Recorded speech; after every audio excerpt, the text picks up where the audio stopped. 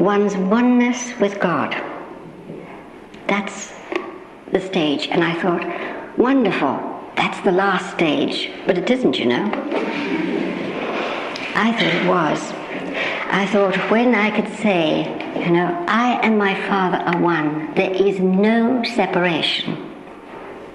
I felt that would be the last stage. But you know, what's happening now is one has to live a life. One has to put it into practice. One has to demonstrate it. And you know, that is not easy. Because over and over again, one falls flat on one's nose. No, I fall flat on my nose. And I think, oh my goodness, what a mess I've made of that. And then I think, no self-condemnation, no self-judgment. Forgive yourself and move on, for there is so much to be done. And that is something that I have used over and over again when I've fallen flat on my nose. Because it's self-pity that'll hold you up. It's self-pity that holds me up and stops me doing the work that needs to be done. So I feel that I can no longer waste time being sorry for myself, but to really look at what has happened, learn a lesson. What is the lesson? See what it is, learn the lesson, and then move on. And I just give you that as a very good tool to use if ever you're feeling sorry for yourself. Try it and see what happens. No self-condemnation, no self-judgment. Forgive yourself and move on. But for heaven's sake, learn your lesson. Because if you don't, you'll have to go all over it again. And it isn't worth it. So I feel that all the time, this is what I'm really trying to do. And as I say, it's not easy, but it's worthwhile. So I feel so grateful for that.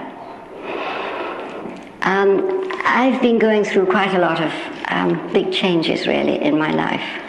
And I was feeling very sorry for myself. Not so very long ago, this was. And I was sitting in my caravan, and I thought, well, I can go out and I can go to all over the world and I can be loved and appreciated everywhere I go, but here in this community, nobody really loves and cares for me. Nobody, you know, I wanted to go in the garden and eat worms. You know that sort of feeling? Just feeling really sorry for myself. I had this real chip on my shoulder. Oh boy, it was a really big chip too. And as I sat there, I suddenly thought, you know, I can choose. Well, can I choose? I suppose I can, yes, the choice is mine. I mean, after all, I can choose. So I sat there and I said, I choose now to be appreciated and loved in the community. It's all very well to say these things, it's very nice to say them, but the thing is you have to do something about it. So I thought, well, what can I do about it? You have to take action. You see, words are lovely, but if you don't take action, there's not much use. So anyway, I decided I would take some action. So the next time there was a meeting, a community meeting, I went to the community meeting and I said, look, I've had this chip on my shoulder for a long time, and it's gone. And I said, from now on, I feel that I'm going to be loved and appreciated by all of you. Well, that's all right. It made a lot of difference. In fact, it made an awful lot of difference. But then, of course, one's challenged again. And the thing is, what do you do when you keep on getting these challenges? We were having, you know, some of you have heard of last night we had the angels from the game of transformation. But we actually played the game of transformation here in the hall. And but we played it as a planetary game. And I was asked if I would join, and I said, "Oh no, I don't want to play that game. I've played it before, and it's too challenging." No, I don't want to play that game. So anyway, I just I pushed it aside and thought, well, I won't do it. And anyway, I was going to go away, and I thought, well, I really don't want to be bothered to do all this. It meant sort of giving up 3 days, and I didn't want to do that. Every time I sat down to meditate, play the game. Oh, I said, no, I don't want to play the game. But eventually I had to give in. So I said, all right, I'll play the game. And it was very interesting, because I really thought to play the game it would mean that Lauren, who was focalizer of the park, I played for the park actually, because the park means a lot to me, because this is where it all started and so on. And so I said I would play with the park group. It was a big group, and so I thought, well, Lauren will be the player, and I will be a supporter. You know, I'm very good at supporting. But that isn't the way it worked out at all. Eventually, after a lot of going backwards and forwards and so on, I was chosen to be the player. And that was a real challenge for me.